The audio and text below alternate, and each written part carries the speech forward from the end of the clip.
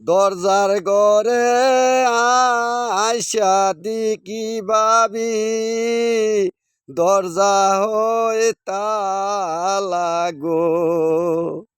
দক্ষিণী মানায় আমার ঘরে, ঘরে আমার চিকন চাউল ভাবি খাওয়াও মুরে আমারে। দরজার মাথাত আইসা দেখি ভাবি দরজা হয়ে তালা গো। দক্ষিণী মানায় আমার ঘরে গো।